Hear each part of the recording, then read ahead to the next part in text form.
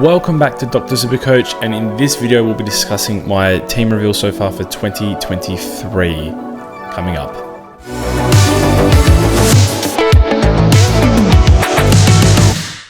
Hey, what's up? It's JB from Dr. Supercoach. If this is your first appointment, then make sure you subscribe down below to the channel so you don't miss any upcoming updates. Now, today's episode is going to be focused on my 2023 team reveal and what I've come up with thus far. So as you can see, I've got a little bit of a weak defense compared to what I'm seeing out there.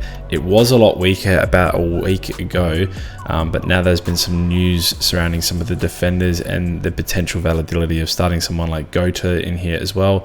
And then someone like Salem spent a short amount of time in my squad as well there. So at the moment, I've got Sam Doherty. I have a lot of belief in Sam Doherty this year. He's been touted to play a little bit of midfield time in the early absence of Sam Walsh. Besides that, I think he can just do incredible work off of the halfback flank, regardless of whether he's got that midfield time. And I think he provides an extremely high ceiling for someone to start the season. And now, I know a lot of people are going Dawson or Stewart in this position. Now, I've got nothing wrong with those picks specifically. Maybe Dawson, who might get up the ground a little bit more this year, to be seen. I think Doherty just presents the most immediate value to me as someone trying to chase value a bit this season. Now, Hayden Young is probably one that people are thinking, how can you be this confident on such a young kid this early in the preseason? Now, obviously, it's been stated early that Hayden Young is taking kickouts this year, taking them from Luke Ryan. If he does so, I don't see how he doesn't go and turn these scores from 80s to the high 90s or low tons as his absolute floor. So with a good kickout base, away from Luke Ryan, he can turn those lower scores into a higher base, so he can look to push on and make that 500k price range an absolute joke by the end of the year. Now, players like Yo, Bose, Caulfield, Jinbi, and the two rookies speak for themselves. Not a lot of strategy has gone into that one. Pick them if they're fit, essentially, is where I'm at. I've only left the one selection here between Caulfield and potentially Gota. So that one, I think only one of them would get up if we were lucky. There might be neither of them getting up at this point, in which case I might have to find cash for a Liam Jones type or someone far lower if we get confidence in anyone else down there. Besides that, we go into the midfield. Rory Laird is in there at the moment. This chops and changes between Clayton Oliver and Rory Laird every single day. That one is just a running position changer. Then Callum Mills is the next guy. Now, Callum Mills is a little bit of a smoky for me. He's only got maybe even 5% ownership in the competition this year. I need to check that out. But essentially, he's extremely under-owned for someone who's shown to have an extremely high ceiling. Now, some of these scores explained from last year, the high 90s, especially the two mid-80s, and the 60 over here. He did end up playing a lot of wing time last year, and so did Isaac Heaney, which we know that didn't really work out for either of those players. But when he's in the midfield, fully fledged, you see the 147, the 214, 167 there. Not a lot of players in the competition are matching his ceiling, and if he goes on a run to start the season with the less wing time, then I can see him being an M1 by the bye rounds. A lot of people are probably going to ask, what do you think about his potential moving down back on a game-by-game basis? When he goes and fills in down back for a quarter or two, that doesn't really affect his scoring too negatively. I think that does turn scores from potential 130s into potential 113s, but not to the point where he's going to be getting the 80s and 90s and 60s and 70s. That's more so as a byproduct of the wing time, which was sort of forced upon him with some wing injuries at Sydney. My next pick is Bontempelli, and a lot of people's pick for the Brownlow this year. No Dunkley. I think this pick speaks for himself. It should be in a lot more teams than what he is in. It won't be moving from mine. GWS have one of the softest draws in terms of Supercoach points to start the season. Tom Green hopefully stepping into a 70% CBA role. To me, he seems extremely obvious to pick this year. Adelaide, West Coast, Carlton, Essendon, Hawthorn to start the season. He is one that could make a joke of his price tag as well and become an Uber. I don't need to explain Hopper, Ashcroft, McLean or Phillips. Now, the bench guys at the moment are mostly just placeholders. Constable trialled in defence for Gold Coast. Not quite sure if that's going to work out. Johnson played a little bit of CDBA midfield in some early trial games, so that seems a little bit promising. And Hewitt has done the same for West Coast in their A's, but I'm not sure he'll have the role. He might go to half forward. So to be seen on the midfield rookies. Now, second to lastly, penultimately, we've got Rowan Marshall and Darcy Cameron here. Now, I think Marshall's a very popular pick. I think he's pretty much going to speak for himself. A lot of people are going to own Rowan Marshall this season, I believe. Darcy Cameron is interesting. A lot of turmoil and discussion based on Darcy Cameron so far this preseason.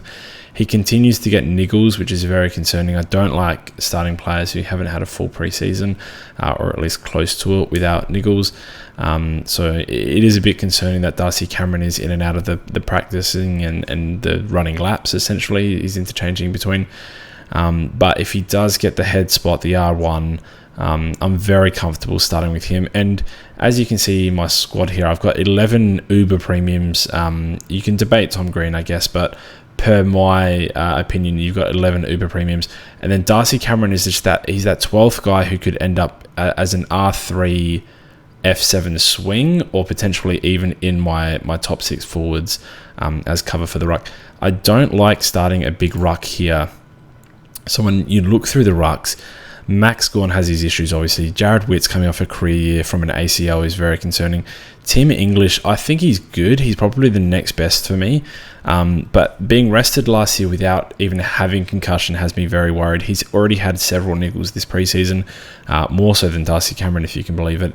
Sean Darcy, injury prone, as we know. I don't mind him. I don't think Luke Jackson's going to affect him as much as people imagine. And then there's just a big drop-off. Brody Grundy, I think, is very popular, but I have no idea how the dynamic is going to work between the two Melbourne rucks, so I'm not willing to sign up to it. If I can get someone like Darcy Cameron or even Scott Lysette, just to hold me out until I have to lock in a ruckman, I think that's probably preferable for my side. Otherwise, if I had to go up, it'd probably be Tim English there. So we're just going to lock Darcy Cameron back in. Now, in the forward line, a lot of these guys speak for themselves. Josh Dunkley doesn't need to be discussed.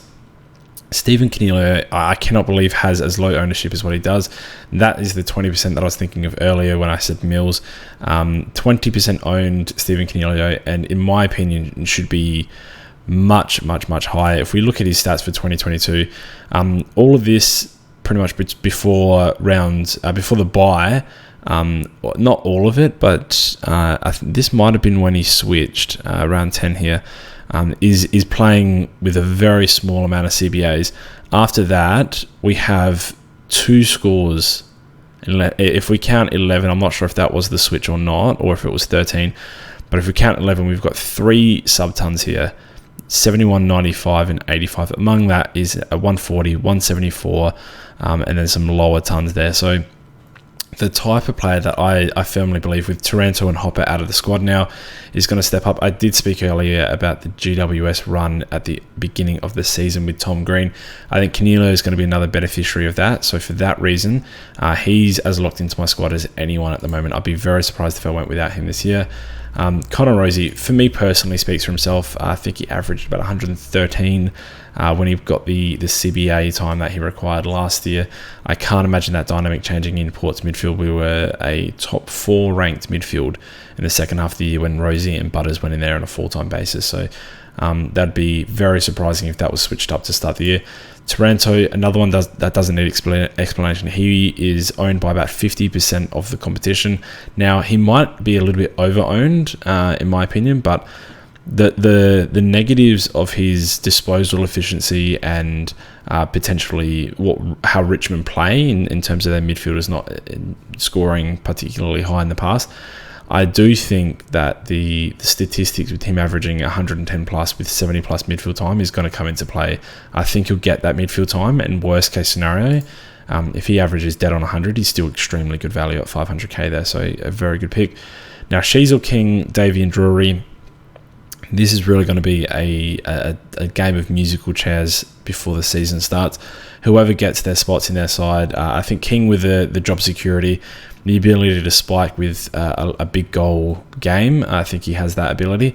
Cheezo, I kind of liken to Connor Rosie in his first year. Not many people started him because of his price, but if he gets on the board with an impactful game, a couple of goals, and with a coach like Clarko, he absolutely could start on fire. So he's the type of player that I think can spike scores. Think Rochelle last year, but hopefully not as poor as Rochelle played.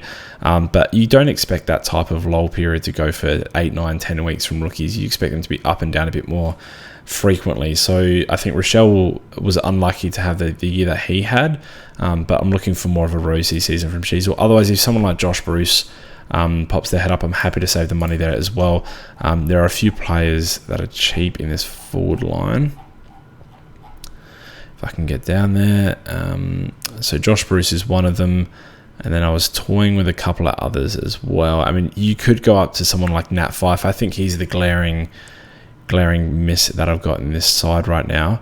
But there's a few players that you could toy around with this pick. Maybe I'm not thinking of anyone. Maybe it's just Cheezo or Josh Bruce here. But I'm sure the comment section will let me know below. But that is essentially it. That is my team so far. It is changing quite frequently. It's changing almost daily, almost hourly actually. But I'm pretty happy with where it stands at the moment. I'm squeezing the picks that I like in. Hayden Young shouldn't be going anywhere. Out of the premiums, Hayden Young shouldn't be going anywhere with those kick-ins. Doherty is subject to change between a couple of the other expensive lads. Rory Laird, I think, is subject to change, but Mills, Bont, and Tom Green should be quite consistently in the side. Rowan Marshall, I'm quite comfortable with, as with Dunkley, Coniglio, that's the incorrect saying, Rosie, and Taranto. So I think the 4 forwards is where I'm going to head into, because I just like those 4 so much. I can't imagine which one I take out to facilitate a lower play. If I get Fyfe, I think it'll be in the midfield. So that's going to do me. That's how the squad is looking at the moment. Now, my question of the day, put it down below in the comment section. Who do you think I missed out on in this squad? Is the structure a little bit too iffy for what you've been going for this preseason? And especially, who is the glaringly obvious pick that you now see, now that I've pointed it out? Who have you put in your side thanks to this? Now, as always, thanks for watching. If you did enjoy this video, you'll likely like some of our other content somewhere on the screen at the moment. You can support what we do by following our links on the Patreon or the merch store down in the description below. And we'll see you at the next Dr. Supercoach appointment.